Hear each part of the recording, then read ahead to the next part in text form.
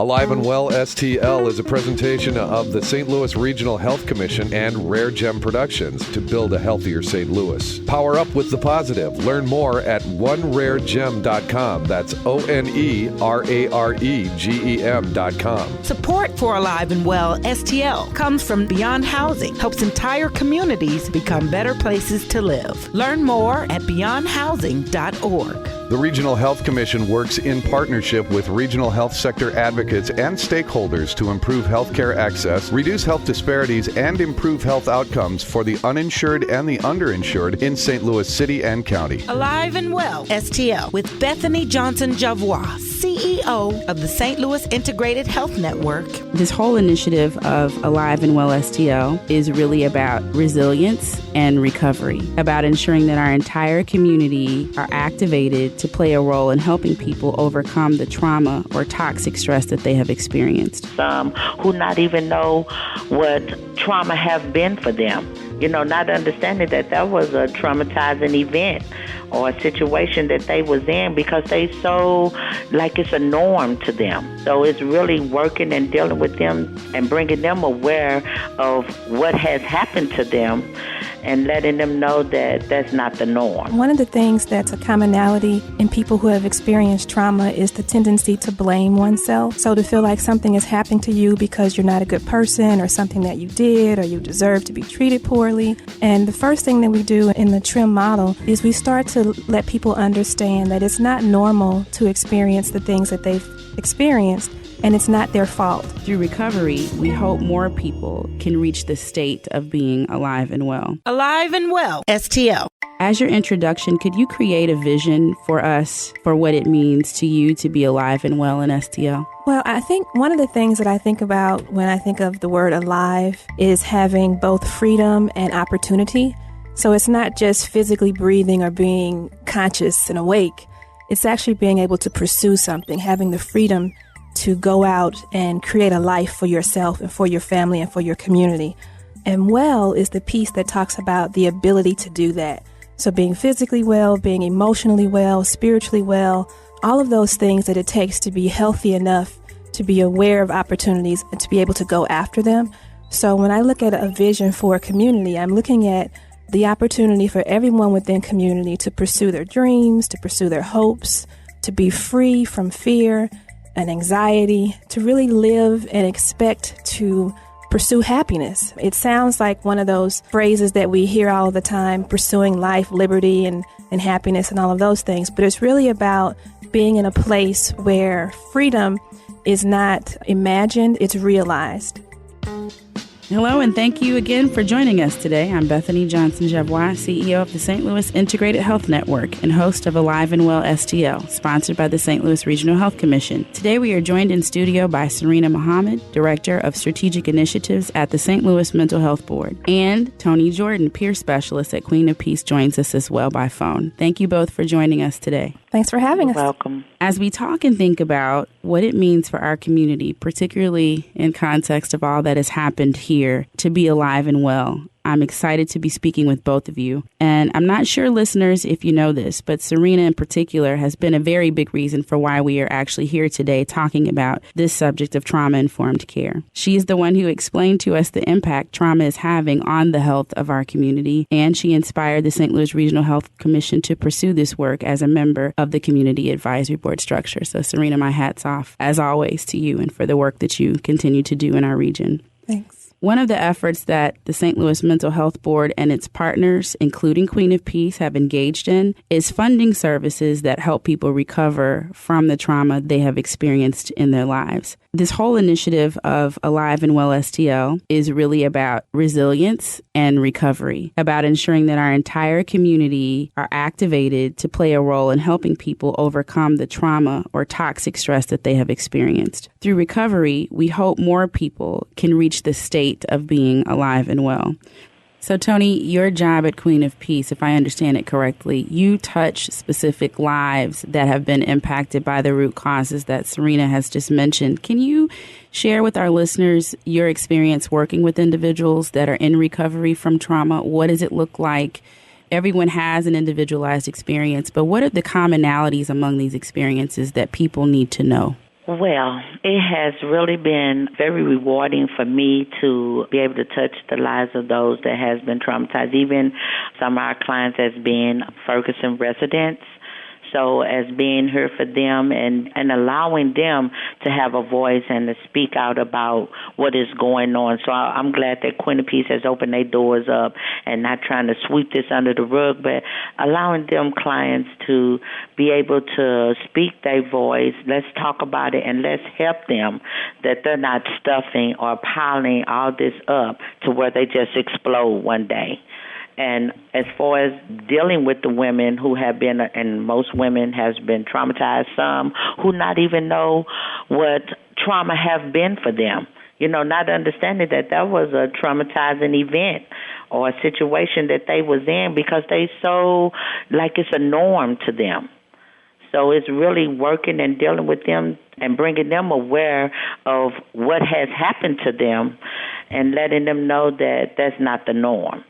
A lot of women being in abusive relationships over and over, being abused by their partners physically, mentally, verbally. So speaking with these women and being able to let them know and figure out where your boundaries lie. So it's just so awesome for me to be able to help these women to find themselves inside of that person that they have conformed to, and finding the real them so that they can come out and be who they truly are, as having boundaries, having a life, living alive and well today, and not just, okay, I feel good, but as far as being satisfied with their life is just an amazing thing for me.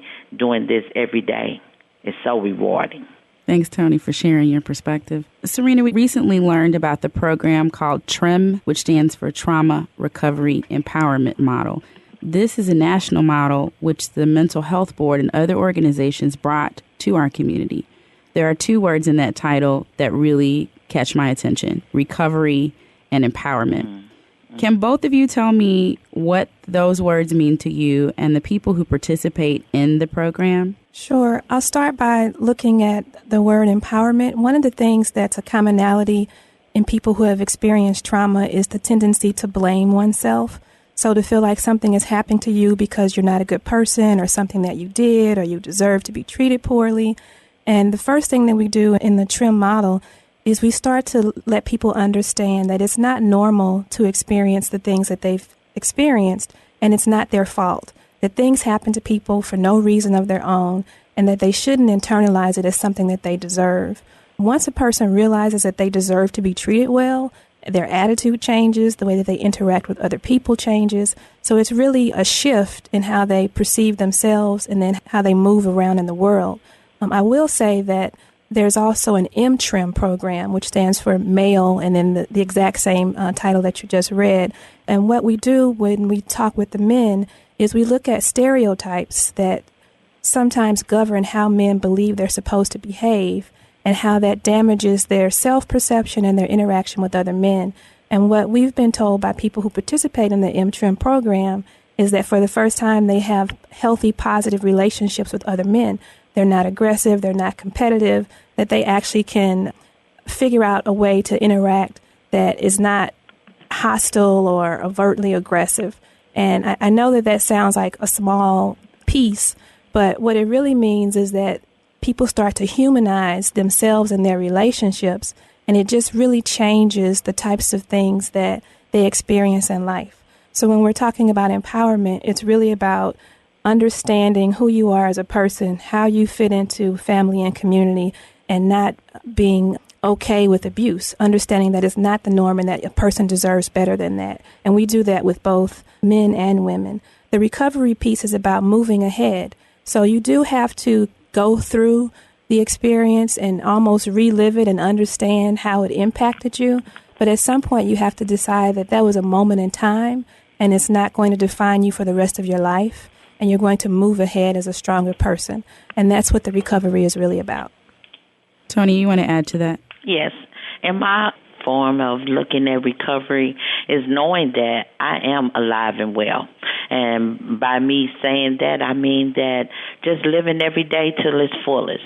I don't never know when my last day going to be, but I am here to do a work, and that work is going to be done. I'm here to help others, knowing that my past and what I've been through is here to give others hope and inspiration that they can move on. I never thought that I had a power within me that I could, be able to say the things that I want to say and not just speaking them in my mind, but to say things because this is my belief, to be able to do things because this is something I wanted to do.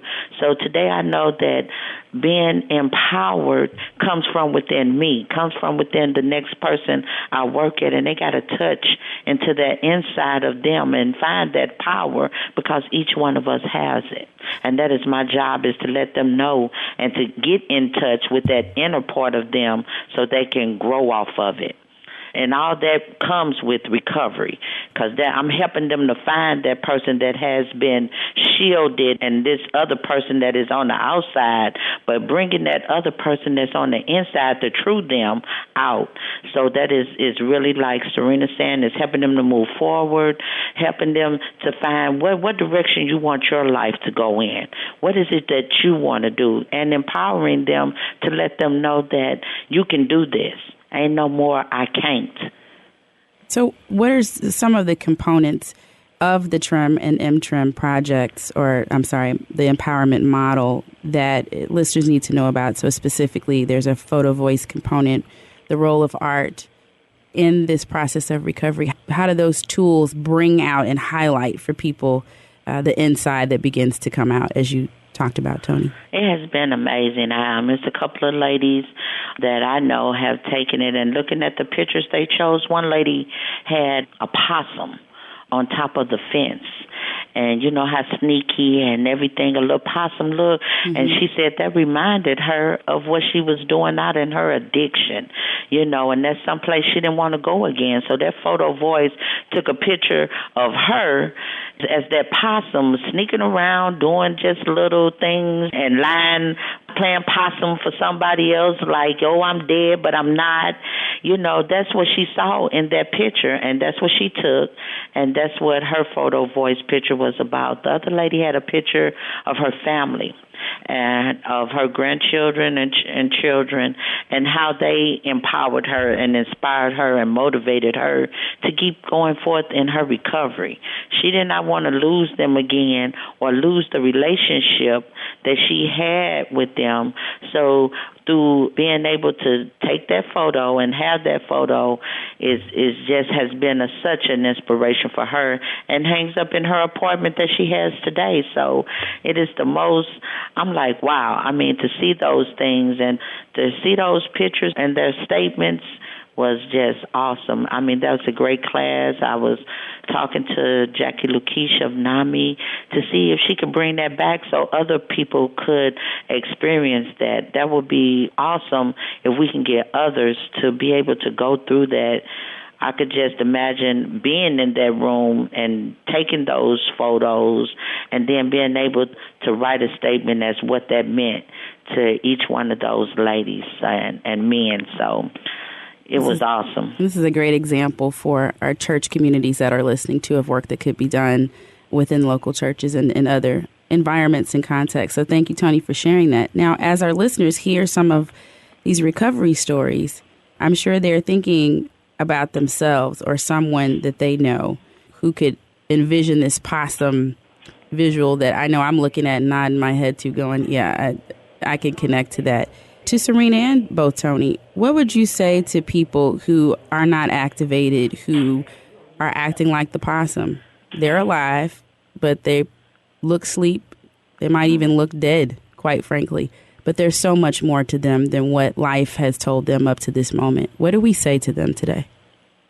I would say, get up and be somebody. That is just what we have to do. We have to, like, some people never been talked to. It's people like that out there.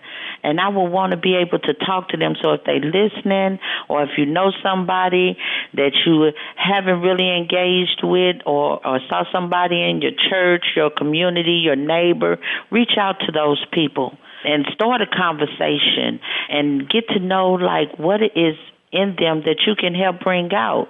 Why I don't know my neighbor. You should know, people should know their neighbors.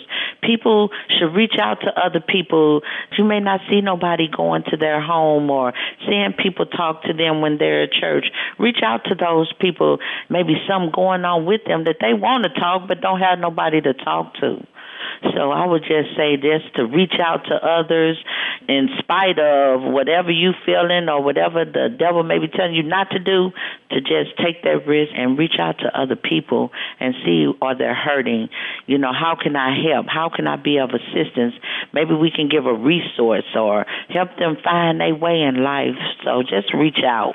Serena? Yeah, I completely agree. I think it's all about relationships. When you think about being well, it's about having people that you can talk to, that you trust, that you can confide in, that when you're having difficult times, that you know that they'll be there for you to help you through those difficult times. And I think that sometimes our networks seem to get smaller and smaller as we grow older. And one of the things that we have to do is to make sure that we're always open to experiencing new opportunities to meet people and to connect with people, whether it's just chance encounters or very purposeful, intentional volunteer opportunities to go out and connect with other folks in the community. But it really does come down to relationships. We can't be well as a community if we don't know one another, and we can't support one another if we haven't had that initial conversation. So it really begins just there with healing through having positive and loving relationships. Yes. So Serena and Toni, thank you both for sharing your perspective, for investing in us beginning to look at the root causes of our situations from the individual level as well as in the community. And as we wrap up here, do you have anything else you want to say to our listeners? Just kind of to continue the last comment about what it takes to build community, I think that sometimes we feel like things are more complicated than they actually are. It's great that we have these evidence-based programs and we have these models of treatment, but a lot of this can actually be addressed just at the basic human interaction level. So before a person gets to the point where they need to go into a Queen of Peace Center or into a Places for People, there's probably an opportunity for an individual person to reach out to another individual person and have some bond of humanity that lifts a person up. So it's not always about a complex program or strategy. Sometimes it's just about being there as a compassionate human being for another person. Keep it simple. Right. Get up, wake up, activate. Toni, anything else you have to add? I just want to say, as anybody that is out there and they know and believe in their hearts that they are alive and well, will reach out to your neighbor, to your significant other, your family member, anyone that you see in the grocery store, walking down the street that may need a lifting. Lift that person up, whether speak to them, give them a smile, but let them know that in your heart somewhere you have a care, you are concerned about them, that we can start a healing process of everybody, even with our teenage community, with your own children, so just reach out and be there for others and not just yourself. Thank you both so much for joining us and for this context that you've set here on the Alive and Well STL program. We look so forward, everyone, for you to come back again next week.